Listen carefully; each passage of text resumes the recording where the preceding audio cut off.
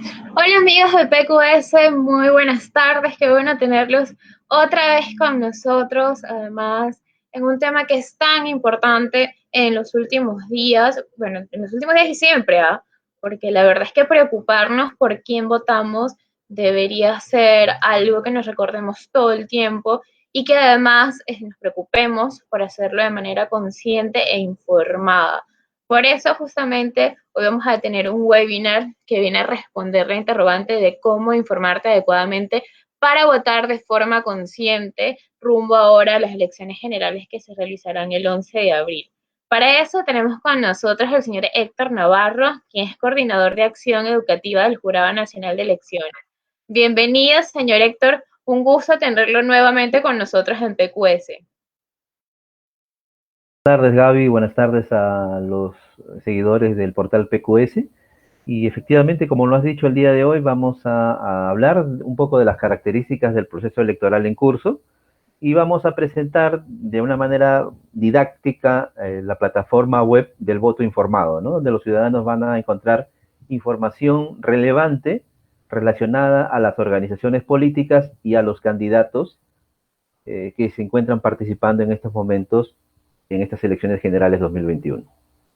Sí, perfecto, señor Héctor. De hecho, para nosotros es súper importante contar con usted esta tarde y esperamos que para la audiencia sea también igual de relevante el hecho de conocer muchas más las propuestas, de conocer los perfiles que tiene cada uno de los candidatos que van a ser electos ahorita en las elecciones ya a menos de un mes. Así que bueno, más bien le invitamos a que pueda compartir con todos nuestros seguidores justamente esta herramienta que ha preparado el Jurado Nacional de Elecciones que se llama Voto Informado. Le recordamos a la audiencia, mientras va presentando el señor Héctor, que pueden dejarnos todas sus consultas en los comentarios. También vamos a armar un registro para que las personas que estén interesadas en recibir más información sobre esta acción puedan dejarnos sus datos. ¿Ya? Eh, a tu señal, Gaby, yo ya tengo lista la presentación. Lo que sí te pediría, bueno, hay una parte de esta presentación de la charla informativa del voto informado que es interactiva, ¿no?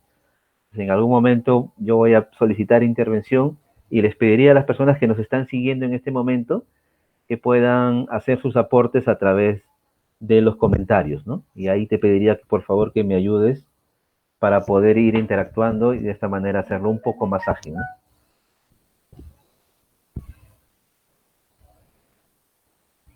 A ver, pues vamos a comenzar y como parte introductoria del tema del voto informado, quisiera pedirle a las personas que nos están escuchando en este momento y los que nos están viendo también, ¿qué harían ustedes si fueran presidente o presidenta de la República? Con todo el poder y toda la responsabilidad que eso implica, ustedes como ciudadanos, ¿qué harían si estuvieran en el lugar de un presidente o presidenta de la República? No sé si a través de sus comentarios pudieran interactuar en este momento, o de repente Gaby, que me acompaña en este momento, pudiera intercambiar o hacer una especie de ping-pong conmigo para ir avanzando en la charla.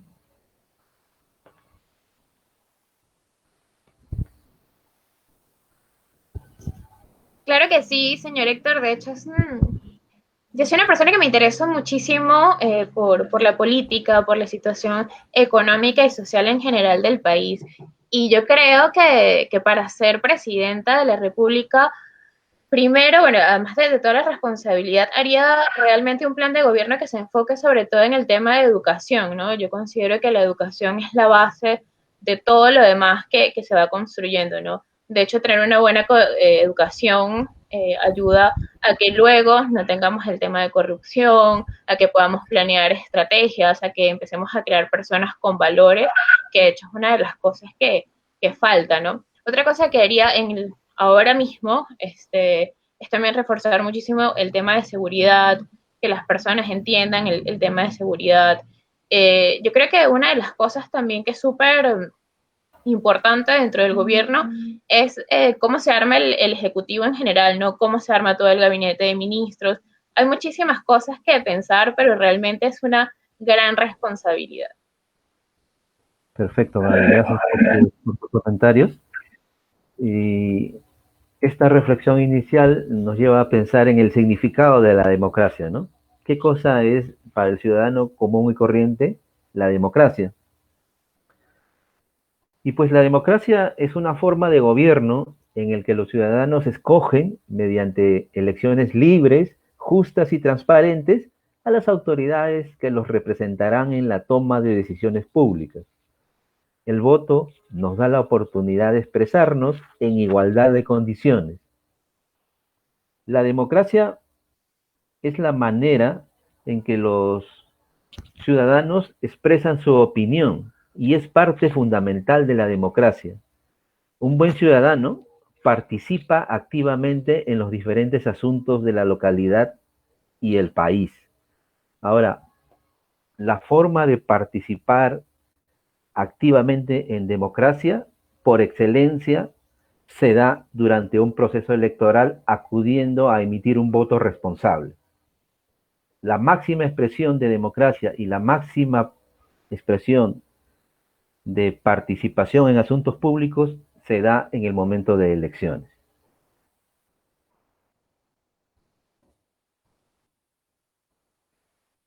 Y esto va de la mano con el significado de la participación política, ¿no? La participación política es una forma de participación ciudadana en el que todos tenemos el derecho de manifestar nuestros intereses y demandas a fin de influir en la formulación y toma de decisiones de los gobernantes. El derecho de sufragio, que es el derecho a elegir y ser elegido, es uno de los principales derechos de participación política. Entonces, esto se traduce por excelencia, como lo dice hace algún momento, se traduce a través del voto, ¿no? Entonces, las elecciones deben reflejar la voluntad popular, por lo que es importante nuestra participación de manera comprometida. Aquí hay que hacer una observación que es relevante también. O sea, la democracia implica la voluntad de la mayoría y la democracia también implica el respeto a los resultados. Si yo apoyé determinada organización política o determinado candidato y finalmente este no ganó, yo como ciudadano responsable y democrático debo aceptar el resultado y respetar la voluntad de la mayoría de ciudadanos, lo cual no implica que yo pueda expresar públicamente mi desacuerdo, pero siempre respetando esto dentro del marco de la ley. Entonces, aquí te voy a, en esta parte, Gaby, si quisiera pedirte tu ayuda, y en todo caso, si es que hubiera comentarios de las personas que nos están en este momento siguiendo, me los puedas compartir. A la siguiente pregunta, ¿no? Quisiera pedirles que puedan participar. ¿Qué actores consideran ustedes que participan de un proceso electoral? ¿Qué organizaciones, qué personajes participan de un proceso electoral? Si bien es cierto, todas las personas que nos están escuchando en este momento tal vez no han desempeñado alguna función en un organismo electoral, pero sí han sido electores, han sido miembros de mesa o han tenido algún otro rol relacionado a un proceso electoral. Entonces, quisiera por ahí que puedan aportar con sus comentarios, o tal vez Gaby también quisiera lanzar, de acuerdo a su conocimiento, eh, qué actores forman parte de un proceso electoral.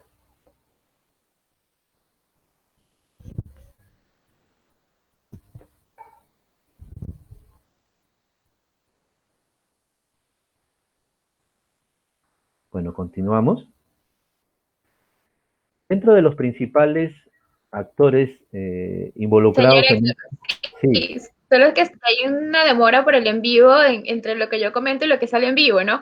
Pero más bien Ujú. sí quería aprovechar justamente esa parte en la que estaba hablando de quiénes son los actores principales dentro del proceso electoral, y entiendo que sin duda el Jurado Nacional de Electores y todas las personas que forman parte o trabajan dentro del proceso electoral tienen un rol principal, pero yo quisiera destacar previo a esto que para mí el rol principal es el de la persona que ejerce el derecho, ¿no?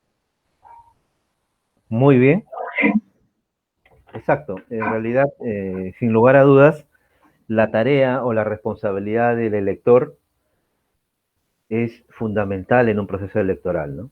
Sin embargo, no es el único actor involucrado en esta fiesta de la democracia, ¿no? No es el único actor involucrado en un proceso electoral. Hay varios y los vamos a dar a conocer en este momento. Sí, de hecho, justo ahora que lo va a dar a conocer, tenemos una consulta de Carlos Guzmán que dice que cuál es el rol del Jurado Nacional de Elecciones y la OMP en el proceso electoral. Así que lo podemos ir respondiendo a medida que vayamos hablando sobre los actores. Sí, y justamente lo vamos a responder en este momento. Los, bueno, de los actores o uno de los actores importantes en un proceso electoral lo constituyen los organismos electorales. En primer lugar, tenemos al Jurado Nacional de Elecciones, que administra justicia en materia electoral, fiscaliza el proceso electoral y brinda educación cívica electoral, ¿no? Y al hablar de educación cívica, bueno, podemos incluir a actividades de difusión o de capacitación como las que estamos realizando en este momento, ¿no? Pero la mayoría de ciudadanos conocen más al Jurado Nacional de Elecciones por su rol fiscalizador y jurisdiccional, ¿no? Por otro lado, tenemos a la Oficina Nacional de Procesos Electorales, la OMPE, que es la organización encargada de la planificación y ejecución de los procesos electorales, ¿no? Es la que imprime las cédulas de sufragio, imprime el acta padrón, implementa los locales de votación, elabora el material electoral, los lleva a los diferentes locales de votación y posteriormente se encarga del procesamiento de resultados. Y finalmente, dentro de estos organismos electorales, tenemos al Registro Nacional de Identificación y Estado Civil RENIEC, que en tiempo electoral su principal función es la de elaborar el padrón de electores a nivel nacional que van a participar en esta elección. Es importante señalar que los organismos electorales tienen relaciones de coordinación, pero no existe ningún tipo de relación de subordinación entre estos tres organismos. O sea, no hay un órgano que esté a la cabeza de los tres organismos electorales. Los tres coordinan y tienen como objetivo común sacar adelante los diferentes procesos electorales. Otros actores importantes también en un proceso electoral lo constituyen las organizaciones políticas. Actualmente tenemos 24 partidos con inscripción vigente. Sin embargo, luego ya de los periodos de tachas y otros trámites burocráticos, solo hay 7 organizaciones políticas en contienda, ¿no? Yo sé que en la pantalla dice 21, pero bueno, lo actualizado hasta el 12 de abril que concluyó el periodo de tachas y se inició ya la impresión de cédulas, es que finalmente solo 17 organizaciones políticas van a competir en estas elecciones generales 2021. Dentro de otros actores electorales involucrados en un proceso electoral, tenemos a los representantes de las fuerzas del orden. ¿Y quiénes son ellos? Eh, lo constituyen las Fuerzas Armadas y la Policía Nacional, que básicamente son los encargados de prestar seguridad tanto en la parte interna como en la parte externa de los locales de votación y acompañar el material electoral al momento de que ingrese al local de votación y posteriormente del local de votación a los centros de cómputo donde se procesarán las actas electorales. Tenemos también a los ciudadanos que han sido elegidos mediante un sorteo para desempeñar el cargo de miembros de mesa.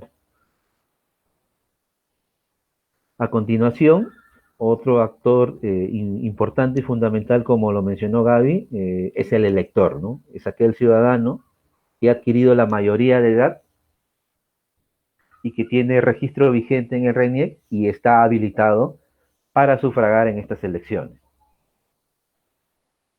Otros actores que también forman parte del proceso electoral lo constituyen los personeros de las organizaciones políticas, que son los representantes de estas organizaciones en los locales de votación y tienen la función de velar por la legalidad del proceso electoral, ¿no? Es decir, que se desarrolle de acuerdo a ley y que no hayan infracciones a la norma electoral. Y para finalizar, hay otros actores electorales que también participan, como los observadores internacionales, que en este caso y para esta elección, bueno, dentro de los principales tenemos a la Organización de Estados Americanos, OEA.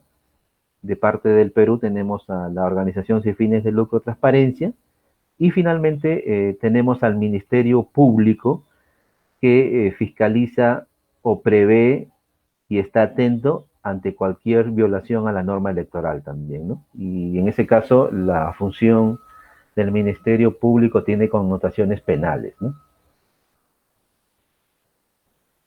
Ahora, ¿qué son las elecciones generales? Esa es una pregunta interesante. Mucha gente participa casi por costumbre, por inercia, ¿no? Cada 4 años tengo que ir a votar por alcalde, cada 5 años por presidente, ¿no? Pero siempre es bueno saber qué es lo que vamos a elegir cada cierta cantidad de años, ¿no? Las elecciones generales no son otra cosa que el proceso electoral que corresponde realizar cada 5 años para elegir a nuestras autoridades nacionales. ¿Cuál es el sustento legal para estas elecciones? Sin lugar a dudas, es la Ley Orgánica de Elecciones, que establece este periodo de 5 años y la fecha en la que se deberían realizar en estas elecciones, ¿no? Que en este caso se realizan el segundo domingo del mes de abril, ¿no? Y aquí quiero mencionar algunos datos importantes relacionados al proceso electoral. El padrón de electores está conformado por 25.287.954 ciudadanos habilitados para votar en este proceso electoral. Es importante mencionar que de este total, aproximadamente 1 millón de electores radican en el extranjero. De estos 25 o un poco más de 25 millones, 1 millón de integrantes de este padrón electoral están asignados a los electores que radican en los diferentes países del mundo, pero que tienen el derecho y están inscritos en el padrón electoral, ¿no? Con respecto a la fecha de la elección, es el día 11 de abril, como ya todos ustedes saben, y el periodo de gestión de las autoridades a elegir es de 5 años. Vale decir, desde el año 2021 hasta el año 2026. ¿Qué cargos vamos a elegir? Eso también es importante. Vamos a elegir un presidente o presidenta y 2 vicepresidentes. Vamos a elegir 130 congresistas de la República y vamos también a elegir a 5 representantes ante el Parlamento andino, ¿no? Dentro de las instituciones y cargos que se van a elegir, está por delante la presidencia de la República, que básicamente está conformado por el presidente o presidenta de la República, que se constituye como el jefe del Poder Ejecutivo. Entre sus atribuciones se encuentra dirigir y aprobar la política general de gobierno. También se va a elegir al Congreso de la República, que es la institución que representa al Poder Legislativo, y dentro de sus funciones tenemos la función de representar, de legislar y de ejercer el control político. En cuanto al Parlamento andino, que bueno, en realidad el Parlamento andino tiene décadas de creación y ya hace un par de elecciones que votamos por este organismo, pero mucha gente vota casi a ciegas porque realmente no conoce cuál es la función de este foro continental, ¿no? Bueno, el Parlamento andino es el órgano deliberante del sistema andino de integración. Su naturaleza es comunitaria y representa a los pueblos de la comunidad andina. En cuanto a la presidencia de la República, podemos mencionar que el Poder Ejecutivo está liderado por el presidente de la República, quien desarrolla funciones de jefe de Estado y personifica a la nación. Representa los intereses permanentes del país y dirige la política gubernamental, por lo cual también es considerado como jefe de gobierno. El presidente de la República, dentro de sus principales atribuciones, está la de nombrar y remover al presidente del Consejo de Ministros, que en nuestro país es más conocido como el Premier, ¿no? La gente está más familiarizado con ese término. A su vez, el presidente de la República nombra y remueve, perdón, a los demás ministros a propuesta y con acuerdo del presidente del Consejo de Ministros. Adicionalmente, la presidencia de la República está conformada por los vicepresidentes, ¿no? Y esto está dentro del marco de la Constitución Política del Perú,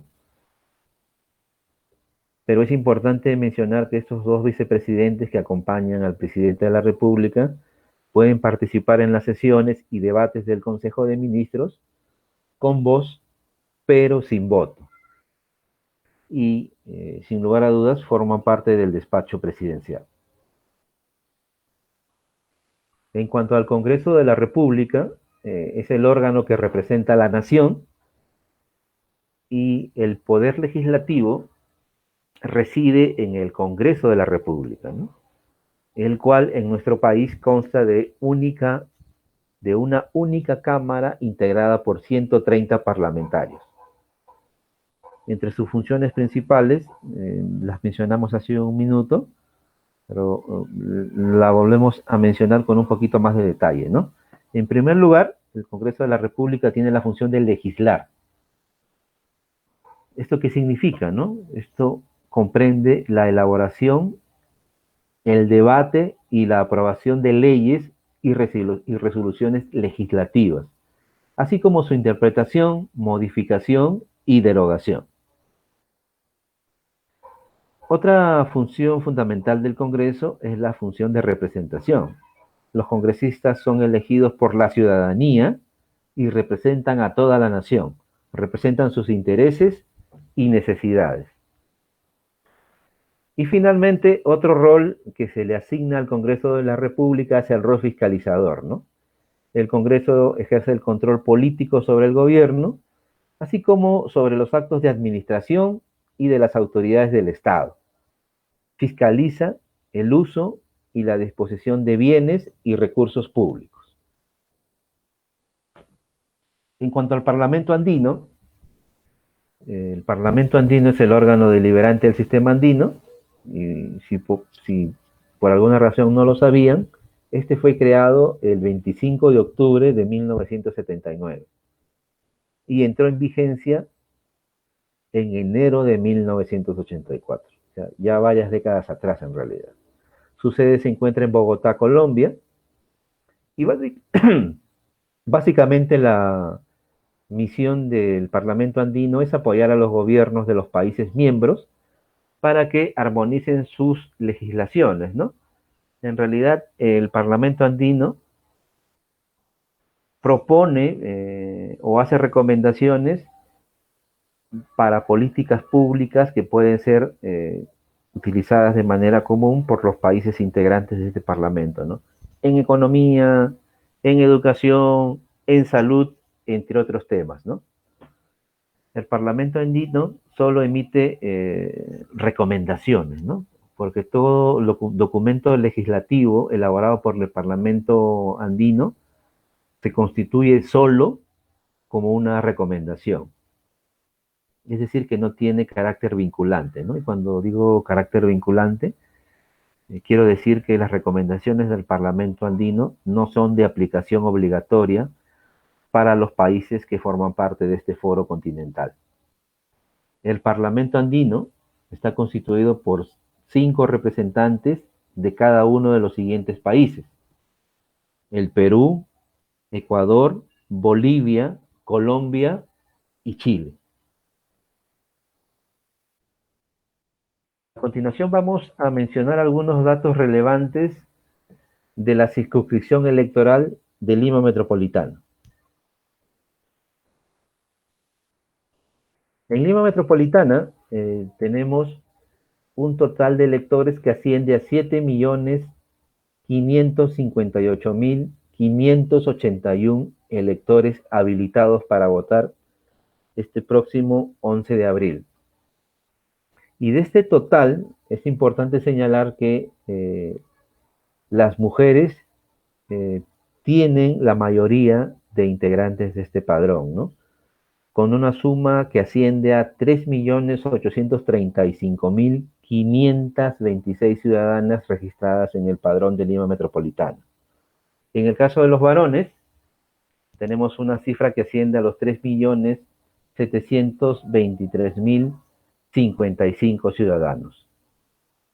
En cuanto al grupo de jóvenes, que son aquellos ciudadanos dentro de los 18 a los 25 años, tenemos una cifra que asciende al 1.953.069 personas. Y finalmente, aquellos ciudadanos que están dentro de lo que se considera como el voto facultativo, ¿no? Es decir, que ellos, si bien es cierto, mantienen intacto su derecho a votar, para el caso de estos ciudadanos ya no es obligatorio, ¿no? Y esto abarca a todo aquel ciudadano que tiene de 70 años hacia adelante. En Lima Metropolitana, esta población asciende a la cantidad de 662.709 ciudadanos.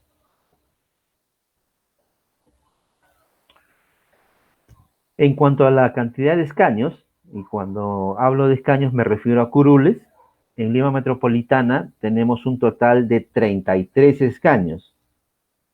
Y en relación a otros procesos electorales anteriores, la cantidad de curules para Lima Metropolitana ha descendido, ¿no?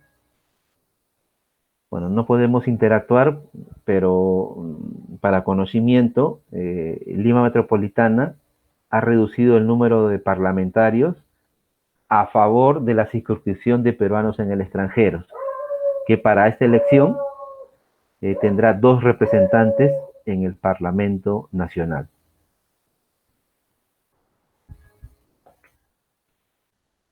Bueno, es el momento de lanzar algunas inquietudes importantes que ustedes deben conocer como ciudadanos. Entonces, yo quiero decir y preguntarles, ¿qué cosa es el voto, no? ¿Qué es el voto? El voto es un derecho político, el voto es un deber cívico, el voto es un compromiso ciudadano, el voto es una oportunidad para expresarse. El voto es participación ciudadana en los asuntos públicos. En resumen, el voto es la manera en que todos los ciudadanos participamos en la toma de decisiones del país. Y de lo que nosotros decidamos va a depender o va a estar lo que sucede en el país en los siguientes 5 años, ¿no? En política, en economía, en salud, en trabajo, en todos los aspectos relacionados al desarrollo de este país. ¿Qué pasa si no votamos? Lo primero que seguramente se le viene a la gente a la cabeza es, uy, voy a pagar una multa, ¿no? En este país el voto es obligatorio, ¿no? No vamos a discutir si es correcto que sea obligatorio o no lo sea. Lo concreto y real es que en este momento el voto es obligatorio, ¿no? Y todo aquel ciudadano que no acuda a cumplir su deber ciudadano está sujeto al pago de una multa. Sin embargo, eso no es lo más importante, ¿no? Si no votamos, dejamos el futuro en manos de otros electores, ¿no? Dejamos que otros decidan por nosotros. Si no votamos, la democracia se debilita.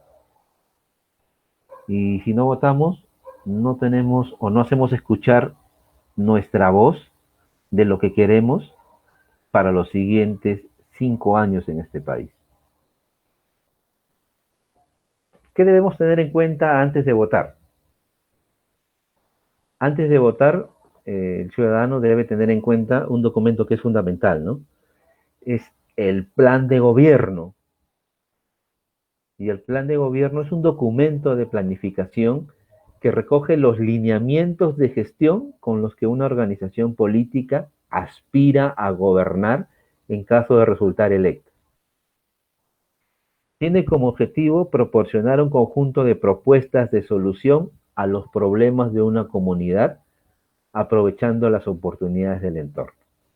En resumen, se constituye en el listado de propuestas que tiene una organización política y que somete a consideración del elector. Otro documento importantísimo que debemos tener en cuenta al momento de votar es la declaración de hoja de vida. La hoja de vida es un documento en el que se detallan los datos personales, académicos, laborales, políticos, los antecedentes penales, entre otros aspectos, ¿no? De todos los candidatos que se encuentran en este momento en competencia. ¿Cuáles son las recomendaciones para emitir un voto informado? En primer lugar, informarse, ¿no? Es decir, identificar a los candidatos de la circunscripción, en este caso de Lima Metropolitana, revisar las hojas de vida de los candidatos, así como los planes de gobierno de las organizaciones políticas. Una vez que hemos identificado esta información, tenemos que comparar las hojas de vida, comparar los planes de gobierno y reflexionar sobre la información revisada y poder tomar una decisión responsable de cara a estas elecciones.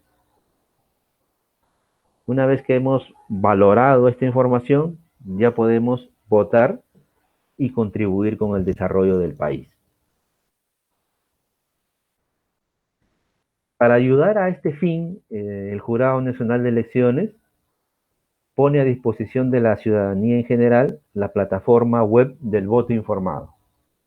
En esta plataforma se va a poder conocer lo que ya les he mencionado, ¿no? Las hojas de vida, los planes de gobierno, poder comparar los resúmenes del plan de gobierno y poder comparar la hoja de vida. Voy a tratar de ingresar en este momento a la plataforma del voto informado para poder hacer un pequeño recorrido por esta plataforma y mostrarles cómo se puede buscar la información que ustedes desean. No sé si hasta este momento hay alguna pregunta antes de pasar ya estrictamente a la revisión de esta página web del voto informado.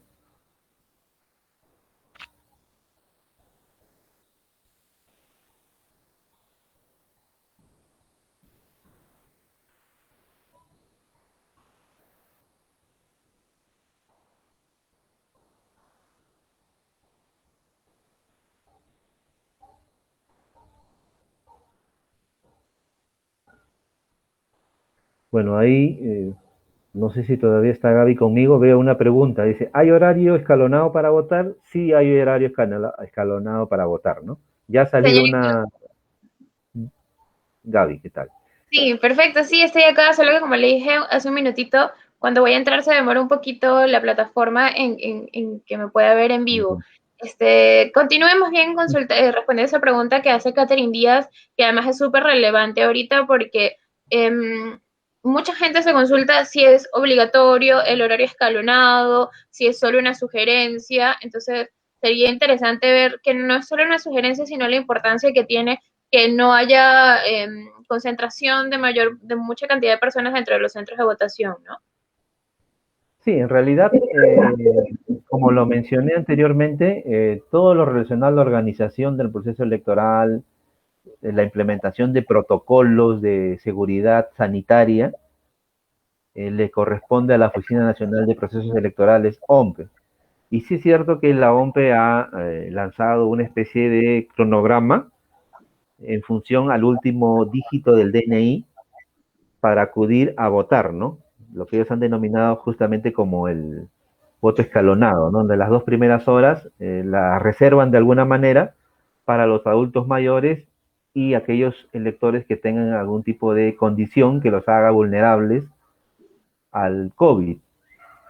Y luego, en función al último de un número de DNI, ¿no? Al 1, al 2, 3, 4, 5, ¿sí? Y según corresponda. Pero lo que ha informado la Oficina Nacional de Procesos Electorales es que esto es más que una imposición, es una recomendación, ¿no? Vale decir que si un ciudadano va en cualquier momento del día, no se le va a negar el derecho al sufragio, no se le va a negar. Lo que se invoca es a la conciencia ciudadana y que en la medida de lo posible pueda recomendar o pueda acatar esta propuesta de OMPE, ¿no? Pero no tiene carácter de obligatorio, ¿no? Sin embargo, bueno, quisiera ya como opinión, aunque sea una recomendación, creo que es súper importante que pensando todos en la situación de pandemia en la que nos encontramos, tratemos de acatar justamente esta sugerencia para evitar contagios, ¿no? Es súper, súper importante que lo tengamos en consideración a la hora de votar. Luego tenemos, sí, algunas preguntas.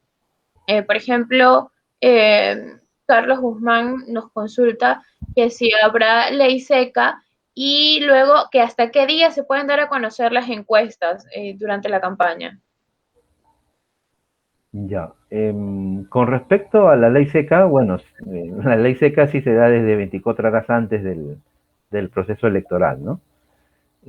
Pero más, ahora, el tema de la ley seca implicaba incluso que el jurado haga operativos en las diferentes circunscripciones para evitar que los locales que expenden bebidas alcohólicas lo hagan en horas previas a la elección, ¿no? Pero bueno, la aplicación de estos operativos realmente van a ser complicados por el contexto sanitario, ¿no? Y que en realidad ya hay ciertas limitaciones emitidas por el Ejecutivo para evitar este tipo de situaciones que, bueno, que desde el punto de vista sanitario no son convenientes en este momento. ¿Y me recuerdas la otra pregunta, que aparte del tema de ley seca? Sí, ¿hasta qué día se va a permitir que se den resultados de encuestas? Bueno, lo que establece la ley para el caso de las encuestas es que hasta una semana antes eh, se pueda emitir los resultados de las diferentes encuestas, ¿no? Yo creo que todos los ciudadanos también históricamente saben que un domingo antes se emite la última encuesta pública, ¿no? Lo cual no quiere decir que las encuestadoras no dejen de trabajar en los días previos a la elección, pero lo que no pueden hacer es divulgar la encuesta, ¿no? No pueden divulgar el resultado de la encuesta.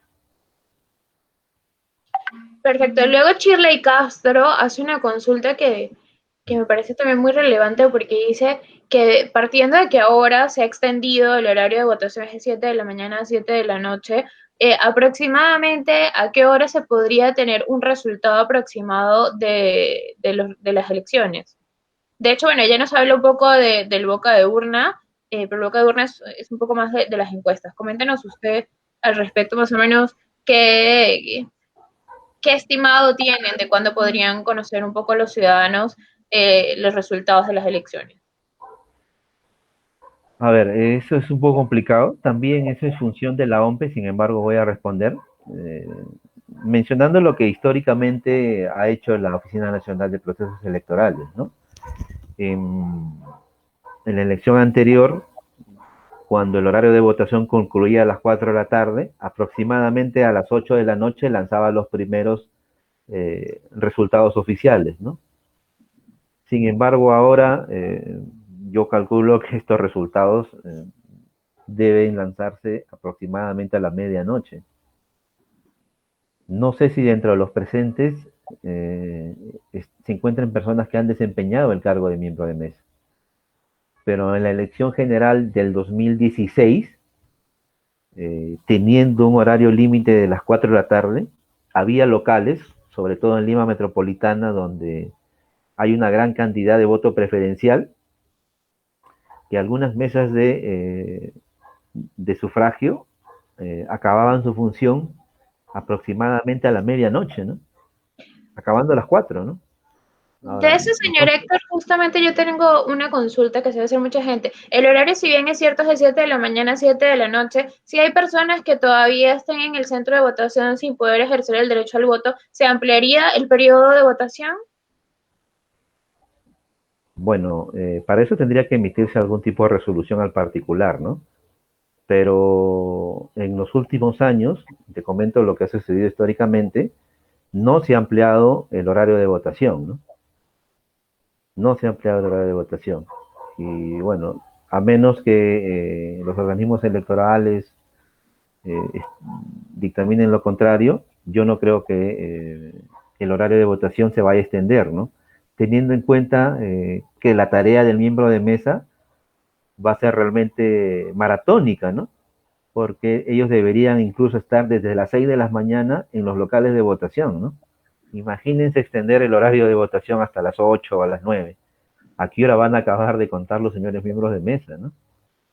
O sea, eso va a dificultar mucho el procesamiento de resultados y la calidad de las actas electorales, ¿no? Porque es natural el cansancio de los miembros de mesa, ¿no? Imagínese usted estar de las 6 o 7 de la mañana y tener que trabajar en un horario extendido hasta las 12 de la noche o más, pues obviamente al momento de elaborar las actas pueden haber errores, ¿no? Y eso es lo que se quiere minimizar, ¿no? Ahora que habla justamente del rol de los miembros de mesa, bueno, yo conozco y he tenido la oportunidad de participar y sé, de hecho, que una vez que culmina la última persona que vota, viene el trabajo arduo realmente de las personas que se desempeñan dentro, ¿no? Desde el centro de votación, pero quisiera que la gente en general lo entendiera y eso también va de la mano con la consulta que se hace muchos de cuál es realmente la credibilidad del Jurado Nacional de Elecciones o la transparencia y quisiera un poco de énfasis en ese tema, que el Jurado Nacional de Elecciones, aparte de la cobertura que tiene, todos los miembros de ESA tienen una labor y un rol particular luego cuando se hacen las actas, cuando se hace la validación de todos los votos que se hicieron por mesa. Quisiera dar un poco de énfasis en ese tema, que el Jurado Nacional de Elecciones, aparte de la cobertura que tiene, todos los miembros de ESA tienen una labor y un rol particular luego cuando se hacen las actas, cuando se hace la validación de todos los votos que se hicieron por mesa. Quisiera dar un poco de énfasis en ese tema, que el Jurado Nacional de Elecciones, aparte de la cobertura que tiene, todos los miembros de ESA tienen una labor y un rol particular luego cuando se hacen las actas, cuando se hace la validación de todos los votos.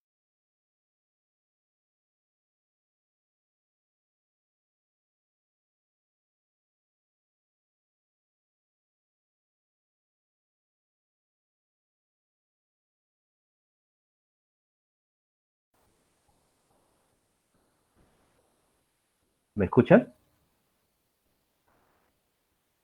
Sí, lo escuchamos, creo que lo perdimos un minuto. Sí, a ver, no sé si, bueno, voy a responder hasta donde escuché, pero Si quieres en le realidad, respondo la sí, pregunta. si me formulas nuevamente la pregunta, te lo voy a agradecer. Claro, le consultaba, señor Héctor, que muchas personas no conocen el trabajo, la labor de los miembros de mesa que hay después de la hora en la que el último votante ejerce su derecho, y es justamente velar también y forma parte de la transparencia que tiene el Jurado Nacional de Elecciones, porque se procede a la elaboración de las actas, al conteo de cuántas personas votaron por mesa. Entonces, sí quisiera que le explicara un poco a la audiencia cómo funciona ese proceso. A ver, una vez que se haya cerrado las puertas del local de votación, lo que tienen que hacer los miembros de mesa es el conteo en el acta padrón o en la lista de electores y de los ciudadanos que fueron a acudir a emitir el voto en cada una de las mesas de sufragio, ¿no? Previamente a siquiera tocar el ánfora electoral que está sellada hasta ese momento. O sea, todos los que han votado han visto que los miembros de mesa manejan una especie de planilla, ¿no? Donde están los registrados todos los ciudadanos que están habilitados para votar en cada mesa de sufragio. Incluso una vez que los electores emiten su voto, se acercan ante el miembro de mesa, ponen su huella digital y firman. Entonces, el primer conteo, el primer filtro que hace el miembro de mesa, sin tocar el ánfora, sin tocar las cédulas, se hace en esa lista de electores que votaron. Y en base a eso se va a elaborar un acta de sufragio que va a dejar constancia de la cantidad de electores que sufragaron en la mesa de sufragio al cierre de la votación. Esa cantidad deberá coincidir con la cantidad de cédulas encontradas en el ánfora de votación. Obviamente esto no se puede hacer tan rápido porque las cifras tienen que coincidir y las actas electorales tienen que ser correctamente llenadas, sin errores, sin enmendaduras, para que puedan ser procesadas y no observadas durante el proceso de cómputo de resultados, ¿no? Y sobre todo, más allá de la redacción, la parte de información numérica de los resultados, ¿no? Porque la cantidad de ciudadanos que emitieron su voto tiene que coincidir con el total de votos emitidos. No puede ser más ni puede ser menos, ¿no? Entonces tiene que haber una consistencia en cuanto a la operación matemática de suma para que el acta electoral tenga sentido y puedan procesarse los resultados sin ningún tipo de observación. Perfecto, buenísimo. Sí, creo que es súper importante que la gente conozca un poco que también la labor de las personas que están ahí es un poco también garantizar la transparencia del acto de votación, ¿no? Tenemos un par de preguntas más. La señora Elía Fernández consulta si se puede llevar huellero dactilar. Me imagino que justamente ahora por, por el tema de la pandemia, ¿no? Por no tocar dos veces un espacio que ha sido tocado por otra persona. Bueno, lo que ha anunciado la Oficina Nacional de Procesos Electorales OMPE y ha invocado a los electores a que lleven su propio lapicero en realidad. Y ha implementado en los locales de votación alcohol en gel para que los ciudadanos, una vez emitido el voto, puedan de alguna manera poder hacer la asepsia, la limpieza de las manos y preservar su salud, ¿no? Claro, es recomendable, obviamente, poder llevar cada uno su propio alcohol en gel, más allá del que van a recibir en el local de votación, ¿no? Entonces, hay que extremar los cuidados más allá de lo que pueda proporcionar el Estado a través de la Oficina Nacional de Procesos Electorales, ¿no? Perfecto. Y luego Carlos Guzmán dice que cuándo se empezará a distribuir el material electoral y por qué en muchos casos han variado los locales de votación de los electores. Esto de hecho es una pregunta que he visto un par de veces, que algunas personas no solicitaron el cambio de centro de votación y sin embargo han sido reasignados a otros centros. Ya.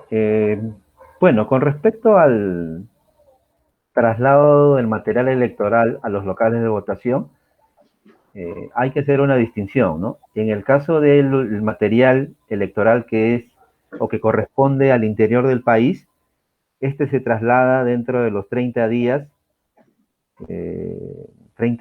cercanos a la fecha de la elección, porque el material electoral del interior del país no llega directamente a los locales de votación, llega en primera instancia a las oficinas descentralizadas de procesos electorales, ¿no? Las oficinas temporales que crea la OMPE son las que reciben el material electoral y lo custodian para que en horas previas a la elección sean trasladados a los diferentes locales de votación. Lo que no sucede en Lima Metropolitana, que este material electoral no pasa por las oficinas temporales, sino que directamente del almacén de la OMPE Central va directo a los locales de votación de Lima Metropolitana. O sea, de OMPE Central directo a los locales de Lima Metropolitana. En el caso de provincias, de la OMPE Central a las diferentes oficinas temporales instaladas en cada departamento y de estas oficinas temporales se distribuye a los locales de votación. Ahora, esto pasa por una planificación y obviamente por motivos de seguridad no es público el cronograma de traslados de material electoral, ¿no? Porque esto, por un tema de seguridad, no es de conocimiento público, pero generalmente se realiza dentro de las 48, 76 horas, ¿no? Ahora, las rutas y los tiempos exactos se mantienen en reserva por seguridad, ¿no? Perfecto, señor Héctor. Bueno, más bien ya ahora sí quisiera que pueda mostrarnos cómo es el proceso de ingreso a la página web de Voto Informado y todo lo que pueden encontrar las personas que ingresen a la página web, en donde de hecho, bueno, mientras se va presentando el señor Héctor, les pueden encontrar los planes de gobierno de las personas, pueden encontrar su hoja de vida, incluso podrían hacer una comparación de los planes de gobierno, algo que es sumamente necesario ahora. Ahí vamos a ver la pantalla. No sé si se puede ver la plataforma. Sí, ya se puede ver. Voy a salir un ratito yo para que pueda verse más amplia la plataforma. Ya. Bueno, la plataforma ustedes la van a encontrar en la siguiente dirección electrónica, ¿no? Que es votoinformado.jne.gov.p. O simplemente entrando por cualquier buscador, digitan la palabra voto informado y van a enlazarse a nuestra página web. Para ingresar,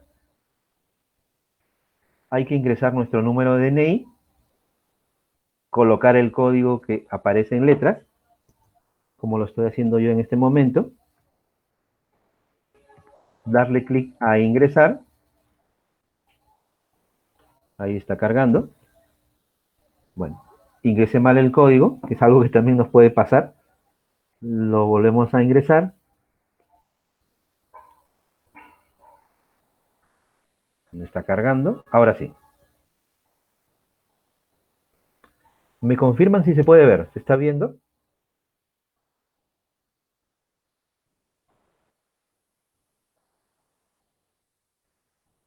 ¿Se puede ver la pantalla? Sí, señor Héctor, la vemos perfecto. Perfecto. Ya, entonces, lo primero que va a aparecer es el listado de organizaciones políticas, es decir, toda la oferta electoral, ¿no? Y si le damos clic en el símbolo de alguna organización política, vamos a poder conocer los planes de gobierno en la versión completa y también en las hojas resumen, y también vamos a poder ver las hojas de vida de cada uno de los candidatos, tanto para presidente y vicepresidente, para el Congreso de la República y Parlamento Andino. Sin embargo, en una barra lateral tenemos algo también complementario a esta información, que es la información electoral general, ¿no? Si le damos clic aquí, vamos a encontrar información o respuesta a consultas frecuentes, ¿no? Como qué son las elecciones generales, cuáles son las autoridades que se van a elegir en este proceso electoral, quiénes podrán votar, si el voto es obligatorio, si una persona que cumple 18 años el mismo día de las elecciones puede votar, o si es posible votar con el DNI vencido, ¿no? Entre otras consultas frecuentes que siempre son formuladas por los ciudadanos durante un proceso electoral. Otra parte importante es la búsqueda personalizada de planes de gobierno y de hojas de vida, ¿no? Hemos entrado a la búsqueda personalizada. Entonces, lo primero que tiene que hacer el ciudadano es elegir el tipo de elección, si es presidencial, congresal o de parlamento andino. Para efectos del ejemplo, le voy a dar clic a la elección congresal. Hay que elegir el departamento donde nosotros o cada uno de los ciudadanos va a emitir su voto. Eso se hace según corresponda. Luego se va a elegir el nombre de la organización política. Y finalmente se ingresarán los nombres y apellidos de los candidatos. Se dará clic a realizar búsqueda y automáticamente el ciudadano podrá acceder a la hoja de vida, ¿no?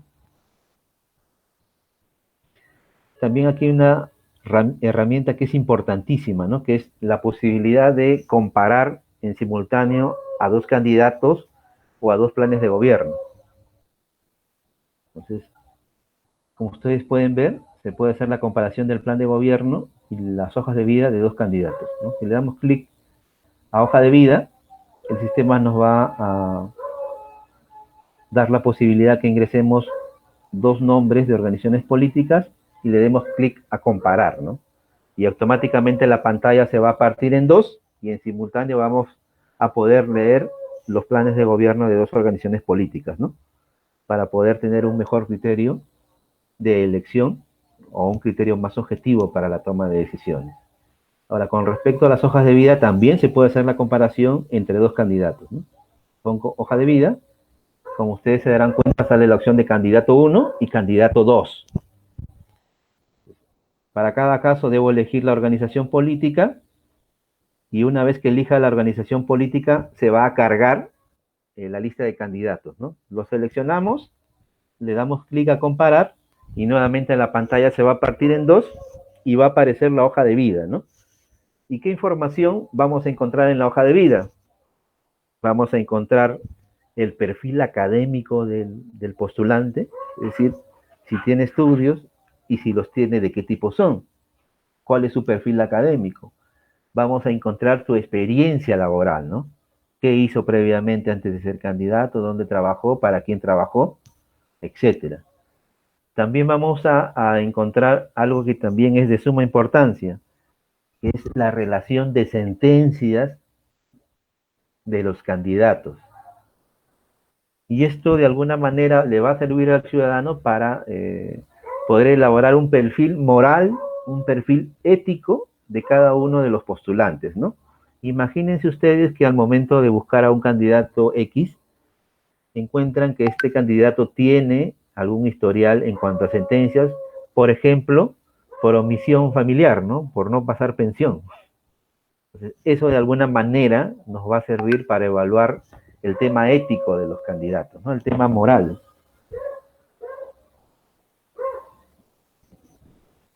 ¿Se me está escuchando?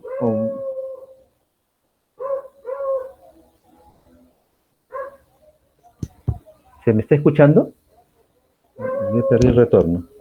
Sí, sí, perfecto, lo estamos Perfecto. escuchando perfecto. Ya. Entonces, les decía que este tema de la relación de sentencias nos va a ayudar o va a ayudar al ciudadano a elaborar un perfil moral, ¿no? Un perfil ético del candidato. Y también en esta parte de la hoja de vida se va a poder encontrar la declaración de bienes y rentas. Es decir, eh, vamos a poder conocer con qué patrimonio ingresa un candidato al momento de presentarse a una elección. Cuáles son sus propiedades, cuál es su capital, de tal manera que sepamos cómo llega el candidato y finalmente, si es que resulta electo, cómo se va, ¿no? Entonces, toda esta información está a disposición del ciudadano para que les ayude a tomar una mejor decisión, ¿no? Y lo importante aquí eh, no es simplemente guiarse por simpatías o antipatías. La plataforma ofrece información objetiva que ustedes pueden valorar y les puede ayudar sin lugar a dudas a tomar una mejor decisión de cara al proceso electoral que tenemos encima en los siguientes días. Recuerden que la información que aquí encuentren puede ayudarlos a reforzar la opinión, reforzar una opinión positiva con respecto a un candidato. Pero en función a esta información, también podría suceder todo lo contrario, ¿no? Que les ayude a conocer más el perfil y según su propia evaluación, la calificación de un candidato podría ser negativa. Pero es mejor conocer todo este tipo de información de tal manera de que después no nos llevemos ningún tipo de sorpresa. No sé si con respecto a la plataforma hay algún tipo de inquietud, algún tipo de pregunta. Sería bueno que las puedan formular ya en esta parte final de esta charla informativa. Sí, señor Héctor, quiero que comente que la plataforma, si es de libre acceso para cualquier persona votante mayor de edad, si hay algún requerimiento para poder ingresar a la página. No, en realidad no hay ningún requisito, ni siquiera que el ciudadano sea mayor de edad para poder acceder a esta plataforma, ¿no? Lo que no he podido enseñar y que me ha pasado es que, si bien es cierto, la plataforma solicita DNI y el código CAPTCHA, en la parte inferior, si seguimos bajando, hay una opción que dice directamente ingresar. Entonces, sin necesidad de consignar el DNI, tenemos acceso a la plataforma. Ahora, la ventaja de poder ingresar el número de DNI es que esto nos va a derivar o nos va a presentar la información de las organizaciones políticas de la circunscripción en la que votamos, ¿no? Y eso básicamente para la elección congresal.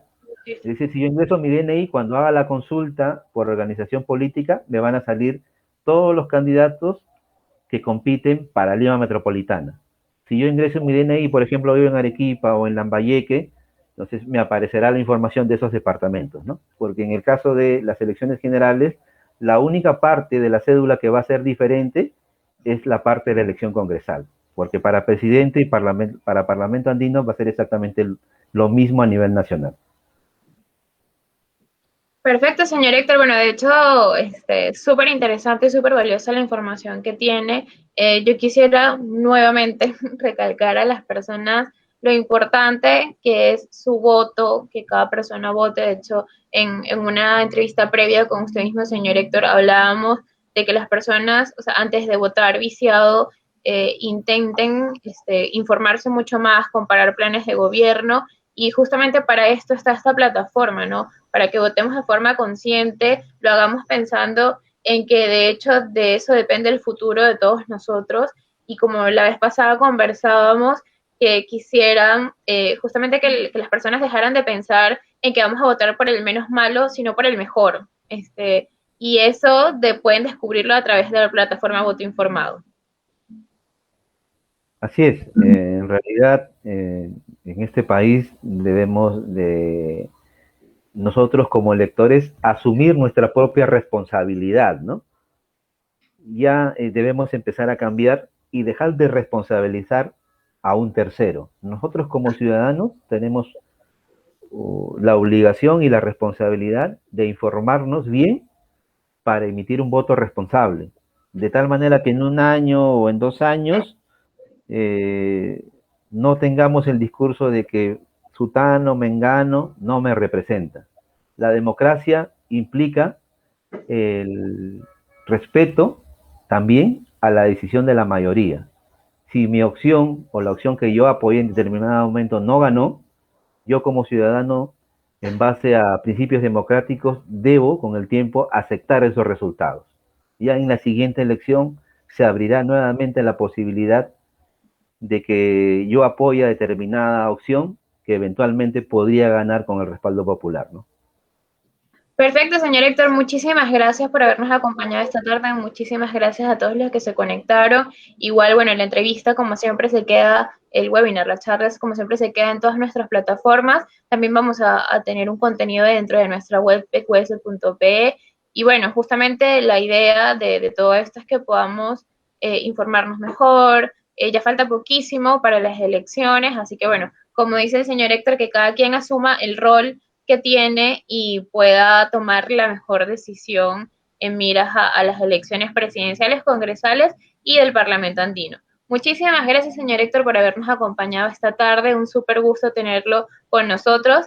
También recordarles a toda la audiencia que vamos a estar transmitiendo desde PQS también los debates que se van a realizar los días 29, 30 y 31 de marzo. Así que muchísimas gracias y ahí seguramente nos estamos viendo. Muchas gracias nuevamente, señor Héctor, por acompañarnos.